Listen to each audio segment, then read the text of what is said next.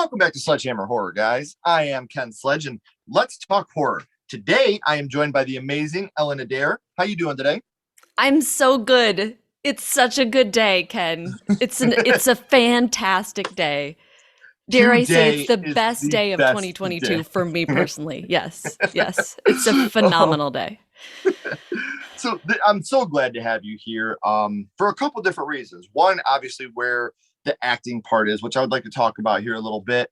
Ellen is best known as Bess McTeer in The Sinner and Janet Bain in Homeland, but they have additional reoccurring roles in Bull, Billions, the NBC miniseries The Slap, Veep, The Family, and As the World Turns. Um, and now, one big thing I got to shout out here, a guest appearance on Archive 81. Like, that's so rad. And for those of you that haven't seen Archive 81 yet, I cannot recommend this enough. Like, this pulled me in, and I ended up watching the whole series in like a day and a half. Like, that's how really obsessive I was over this. But on top of that, I mean, The Good Fight, NCIS New Orleans, Chicago Fire, and Brotherhood. You've also starred opposite Omar Epps in Trick, directed by Patrick Lussier. I don't know if I'm saying that one right. I think it's Um, Lussier, but I mean, I don't know if I like it. Sometimes it's hard for me with the French things so that I want to pronounce them like completely French. Yeah. I'm the most American, I'm you just know. always like, what's the American pronunciation of croissant again? Like, what are we supposed to say? I never remember. And then people are like, Right. it's croissant, and I'm like, okay, I gotcha. That's awesome. That's me. Hi, can I get an egg and cheese croissant? Like that. That's me 100%. Yeah, yeah. I'm like, how are you supposed to say au bon pain? Like what? I mean, I feel like people just solve that problem by saying ABP and just like not deciding to pronounce it at all. But I'm like, what? Like, what do you? Are you gonna say au bon pain? Like, is that how I'm supposed to pronounce it? I don't know. Anyway, I'm this has feeling gone off the personally rails. attacked right now. so, some more that they will be appearing in the films Cryptid and Love and Communication. But it's not just film and television. As an author, they have a book called Curtain Speech available from Pen and Anvil Press. And they've appeared in numerous times. And this is something that I think a lot of people know by now. A guest analyst on MLB Network and dozens of well-known baseball podcasts, including their own, take me into the ball game. Now, for those of you that have followed Sledgehammer Horror for a long time, I have a very good friend that is a pitcher in baseball, Blaine Hardy, and I had him on my first horror movie as well. And if you watch that episode, you know how much baseball means to me. So to be talking to somebody that is, Archive 81 alone is so fucking dope. But the baseball side of things, to me, the things you're doing there, that is living the fucking dream. Being on MLB Network, like that is so surreal. So let's pick this apart a little bit at a time before we get into the reason why we're here. You are a Jack Jill of all trades. Like, you have so many feathers in your cap, whether it's acting, whether it's writing, whether it's podcasting, and you are obsessed with baseball, which is the most dope thing in the whole wide world. So when it comes to acting, like, what started you in the world of acting? Like, what spurred you to want to become an actor? Oh, that's a wonderful question. And I've wanted to be an actor basically my whole life, which I always say belies some lack of personal development. And so I almost don't remember. I feel like I've sort of constructed in like the hindsight in like the rear view mirror, I've constructed the reasons, but I don't really remember because it's the same for baseball. Like, I've loved baseball my whole life, so people are always like, what made you love baseball? And I'm like, I don't know. I don't remember not loving baseball, and I don't remember not being wanting to be an actor. I do have a memory of seeing a family friend in like a community theater production of The Mikado, and I Okay. was like, he's a different person when he's up there. And that's cool.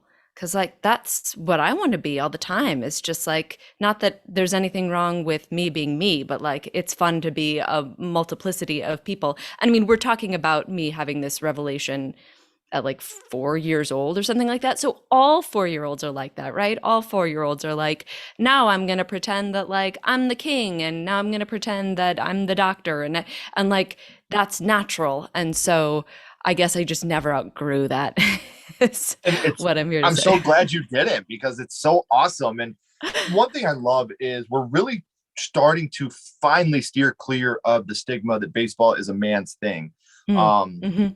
I love when I go out to a game and I see women and I see non-binary people that are, have their scorecards out and they're keeping score along. I love to watch that, like because I have just like you, I have a very unhealthy obsession with baseball. Baseball is so important to me that I want everybody to love it. I don't need to mansplain. Do you know how to put a double or a fly out to right field in your book? Like, shut up, dude. If they're here with their scorecard, they know what they're doing. So, and we got women that are managing, and it's amazing how inclusive Major League Baseball is becoming. And when you see things like that, how does that hit you to see? Because I'm sure that you've had in your life plenty of men trying to mansplain baseball to you. What's it feel like to see the inclusion that's happening in the sport that we love so much? Oh, it gives me so much hope. It really does. I mean, I feel like Kim Ng becoming the general manager of the Marlins Marlins. was uh, certainly one of the best 2 or 3 days of 2020. Now, granted, there weren't a lot of good days of 2020, but still, I was like, oh my gosh, everything's terrible, but we've got this. Yeah. Uh, oh, like not just that it happened, but that actually baseball ended up being the first of any of the sort of male professional sports in North America, the major sports, to have a woman as a general manager. It is not honestly, and I say this obviously with like undying love for baseball, I would not have anticipated baseball to be the one. And I was just thrilled. And, seeing Alyssa Nacken and seeing just so many different organizations. The Blue Jays just hired a woman to be a minor league hitting coach. And I mean, unfortunately, the Yankees. I was raised in a fundamentalist hatred of the Yankees, and so I'm very happy for Rachel Balkovec being the new manager of the Tampa Tarpons, but I'm just like, why did it have to be the Yankees to do it? Anyway, um, I feel, honestly, big Detroit Tiger guy, so I understand. And people are your like, "You're a tattoo Tigers is fan. Why do you so hate the dope. Yankees?" Like, if you grew up in the time I grew up, the Yankees were in the same division as the Tigers. So I grew up hating the Yankees because they were one of our division rivals.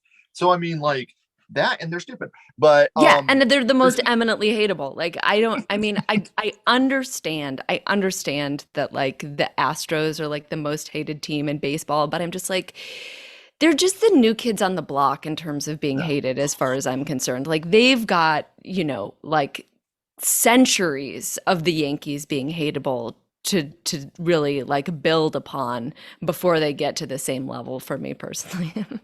Give it a couple of years, we'll go back to everybody hating the Yankees again. Um, Those will be the when you're days. talking about Kim out in Miami, which, and I'm not comparing that to Jackie Robinson, but it only took one person, to break that barrier and for the floodgates to open. And it feels like that's what's going on now. Like we have, and even baseball analysts, we're seeing a lot more female analysts, non-binary analysts, which I think is so rad. And I can't wait till the day when we have a major league manager that is female. And I think it will happen in baseball. And like even in the NFL, we have females as referees now. And it's good to see these doors being broke open.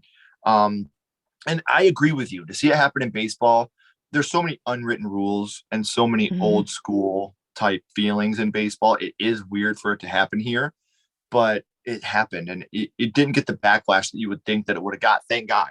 I mean, there's still some old school guys. I just read this There's a thing lot of online the stupid other people. day. Yeah, I just read this thing online where he was like, guys play in the minor leagues their whole lives and never make it to the big show. And now they got to have a woman coaching them. And I'm like, are you fucking kidding me?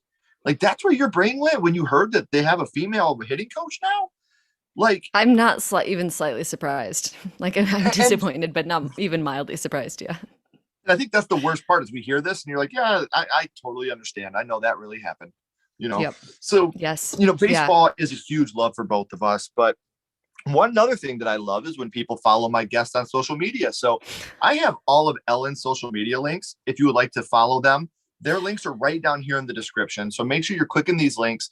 follow Ellen on social media. I promise you'll love it. Whether you're a horror fan, whether you're a baseball fan, whether you are a fan of positive living, they are the person you'd like to follow. So make sure you're clicking these links down here in the description. So we talked a little bit about how, you knew you wanted to be an actor at a young age and you knew that you loved baseball at a young age. Well, horror started for you at a young age as well. So I want to take it back to the past and talk about what got you started in the horror genre, your first horror movie. And Ellen, your first horror movie was. Event Horizon. And what I love about this movie, I've always said that this movie is the perfect mix of Alien and Hellraiser. So I have my Xenomorph, I have my Pinhead back here. They're going to be hanging out with us for this episode. So Awesome. do you remember about how old you were the first time you would watch Event Horizon for the first time? So I very much appreciate you saying that I had my start with horror early because I feel like everything else that we talk about today is going to be in stark contradiction to that. But I like appreciate you putting that narrative forth. Um, I think I was in eighth grade. I think it was middle school. It could have been seventh grade, but I remember it was at a friend's sleepover that I was not friends with that person until middle school, so it could not have been earlier than that. But I don't think it was high school yet. I think, and it was on. Obviously, it was at a friend's sleepover, so it was on VHS by that time. I don't remember exactly what year it was. Like I don't remember how new the movie was. Um, but I think that important for the context of my viewing of Event Horizon are a couple of facts. And one of them is that I was raised without a television. So I was thinking about this and realizing that actually my takeaway from all of the earliest things that I remember seeing was being horrified. Like that is the thing that I remember from all of my earliest cinematic experiences, which were usually like on VHS. I remember seeing a version of A Christmas Carol, and all I remember is this moment when Scrooge goes to hell. He like goes to like a red room that's like has like a heartbeat thump to it that freaking terrified me. And for that reason, I was terrified of the heart at the Franklin Institute Museum. I'm from Philadelphia originally. And I remember being absolutely terrified by the Ursula in The Little Mermaid, like out of my mind scared by her at all, but especially when she became big. Like I had to leave the room. Yeah. And the goop in Roger Rabbit, terrified. We just did a top 10 scary moments from non-horror movies. And that scene for me, like at the end, when Christopher Lloyd's like, when I killed your brother, I looked like this. Like, oh my God, like that rocked me as a kid. I was like, no, fuck this. I'm out. Put on The Exorcist. I'm done with this. Oh my God. Oh my God. So like, yeah, I think it's because I was very sensitive because I didn't have it in my own house. So on like the rare occasions when I saw the box with the moving pictures, like the things that stuck with me were the things that I found horrifying. That was like basically my experience. So my experience of Event Horizon was not dissimilar. And I think all the more so because I did not know it was a horror movie. So my first horror movie, I would say, was non-consensual. I thought it was a sci-fi movie. Like, and I'm not even sure that like my friends knew it was a horror movie and they were trying to pull it over on me. I think they were just like, "Oh, this is a movie and it's like a spaceship," and I was like, "I'm down with spaceships."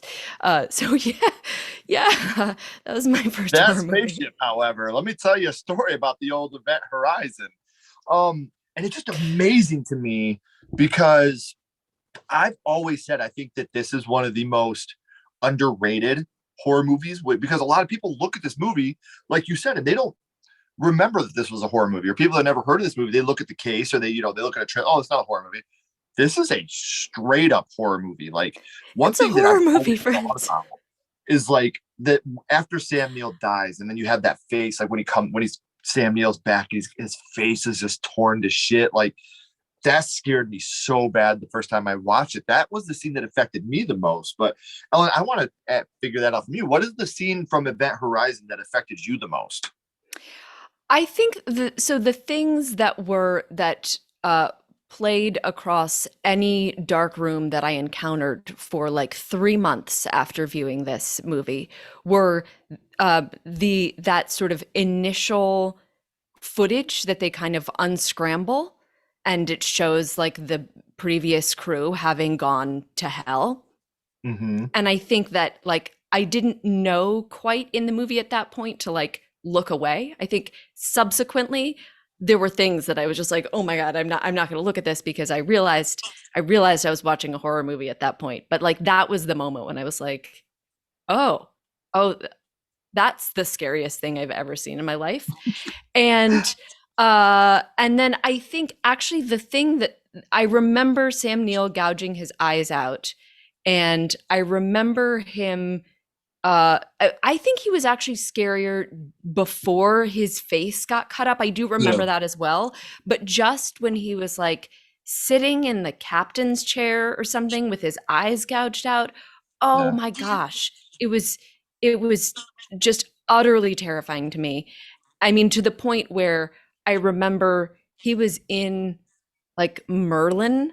subsequently, something like that. I remember just seeing his face on the cover of a magazine, and like I couldn't look at Sam Neill's face for years. I was so afraid of his face. And it's so And funny because you go from Jurassic Park to this. and like You I know what I mean? love Jurassic Park, you know? Like I mean, I was a precocious child who had already read the book by that time. So like it wasn't that I couldn't deal with the notion of something being like gross, you know. I do remember very distinctly like the impact that it had reading about the character like feeling his own guts in his hand. I was also like, I but like it's different when it's the moving pictures. For sure. Yeah. So like Jurassic Park, I was down for that at that time in my life, and yeah, Event Horizon was just that was a bridge too far at that time, I'd say. Yeah, I can totally understand that. And this might be a hard question for you. You may not have an answer for this next one because you were very impressionable. It was a very young age. Do you remember we talked about which scene affected you the most? Mm. But do you remember what your favorite scene from Event Horizon was?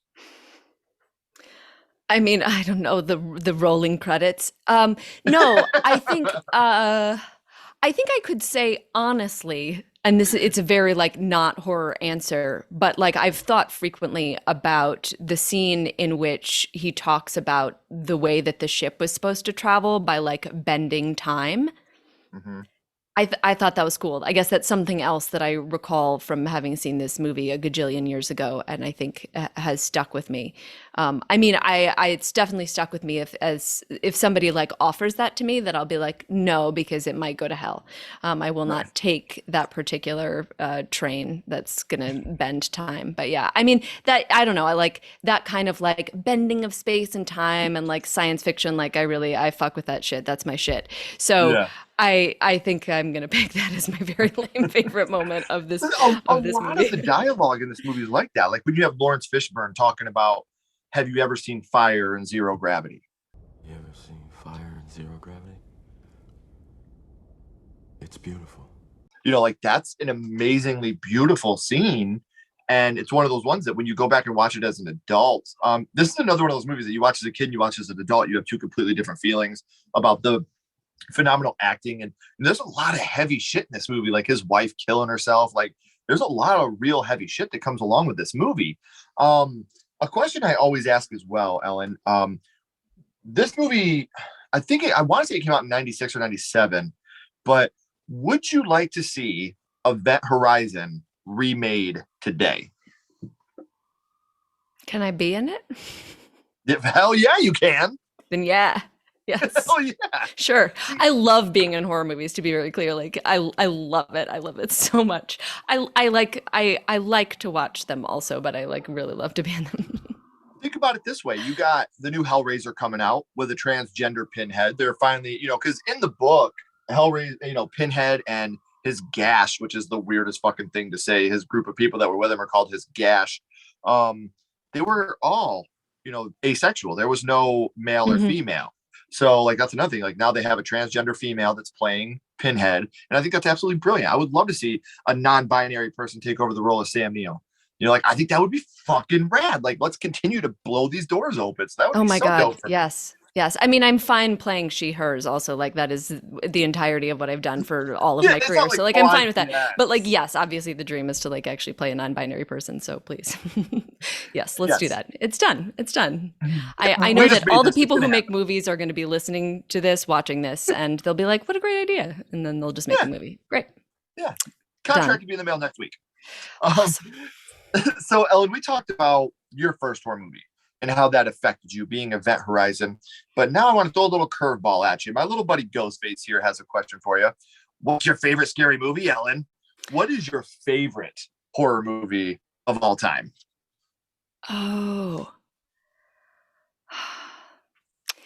I want to make this clear for those of you that don't know. When I send over I kind of give people a general idea of what questions I ask. When I sent my questions to them, I did not include this because I want an answer right off the seat of your pants. That's why I don't want you to study it. So that's why Yeah, I'm yeah, kind yeah. of an asshole and I ask you off the fly. Okay, well, I have a couple of thoughts. And one of them is the Babadook. I think it's like a just like fantastic. I think it's a beautiful film, and I think Mhm. it's just so well made. And I really love horror made by women. Not that Mhm. I don't also enjoy horror made by men, but just feel like there's like, I mean, sometimes it's more like brutal, but I just feel like there's something, there's like an added element to it. And my friend Emily Bennett, her film Alone with You is going to be available tomorrow, and I haven't seen it yet, and I'm very excited about it. So small plug for her film. Anyway, Where's it being released at? oh gosh, if I were a true friend, I would know that. But I think it's like available for streaming online tomorrow. So Okay. if you look up Alone with You, you should be able to find it. I really loved But her other films. by the Um, time this episode airs, guys, it's already out. So make sure you're checking yeah, that out as check well. it I already out. told you, make sure I have all of their social media links down here. Hopefully by this time I'll be able to get the movie social media or the movies linked down here as well. So let's plug that a little bit. Make sure you're checking that out. See if the link's down here. I am not in the film or affiliated with the film. It's just No, my I friend's know, but film, and I still just really like her oh, work. Yeah. So, but another answer that I am inspired to mention because you are also a baseball fan is The Battery, yeah. which is just really I think I have a very soft spot for it in my heart, because it is also a baseball movie, and we talked about it on our podcast. And so when I talk about something on my podcast, I really end up analyzing it more and like going into all the layers of like how they do the storytelling. And I think that that has given me a very deep appreciation of everything that they did with that film. And that's so awesome. Like when you can actually dissect and get a little bit deeper into it, you like you said, you get a greater appreciation because you look at more of the behind the scenes. Like I love to watch movies with commentary over top when I'm trying to learn about them, so I can learn Mm, little snippets of things that I didn't know I had, beforehand. And it's always an amazing thing to do that. And being a baseball fan like yourself, I think that does make me, when it even comes to horror movies, a lot more analytically driven. Um, I really look at analytics when it comes to movies. I look at how things are made. And I think that's the baseball fan in me. Like, that nerdy baseball fan that, I want to know the OBP. I want to know I want to know everything about the movie. So 100%. yeah, Yes. I Yeah. think that's totally Yeah. me too. So before I let you go on your way, I always end these with the same question. We're going to go back to Event Horizon and we are going to rank this on a skull count. Now, what we're doing, we're ranking it 0 skulls to 5. Now, we're not being critics. We're not judging it on score or acting or anything like that. What we're doing is strictly judging this movie on how much it affected you. So 0 skulls being not effective, 5 being extremely effective. You can use half and quarter skulls anywhere in the middle. What would your ranking of Event Horizon be? I think I want to go with a 4, because I think it thoroughly terrified me. Although and so I feel like perhaps that was its aim, and so it achieved its aim. But I think that a 5 would probably be a film that made me be like, and now I want to live my life in like a different way. And I don't know that it necessarily did that for me, except for that I was like, I don't want to watch horror movies ever again, which then, was like the next, I don't know, 10 years of my life or something. I Right. was like, I don't watch horror movies. I can't deal with it. So yeah. And there's a lot of Event Horizon that I can't recommend this movie enough. Like another scene, like when he goes up to that portal and he puts his hand in and that ooze comes out. Like that's another scene that just really got me. And like the way the movie ends, like you think everything's done, you know, it's all over, it's all done. And then the door closes on its own, and you're just like, oh fuck, seriously. And then the credits roll right after that. And you're like, oh, they're hit, they're fucked. Okay, cool. Thanks for that movie. So I do want to say again, I do have all their social media links right down here, as well as the podcast. So if you are a baseball fan as well, and if you're not a baseball fan, maybe you'll become one if you check out the podcast down here. So make sure you're giving it a listen. Make sure you're following them on social media. Not only will they appreciate it, so will I, because she's a friend. They are a friend of mine, and we are going to make this thing so cool, so awesome. Love the social media. So don't go anywhere, Ellen. I got a couple more questions for you. Everybody else, as always, keep talking horror, stay what you are, and we'll see you guys soon.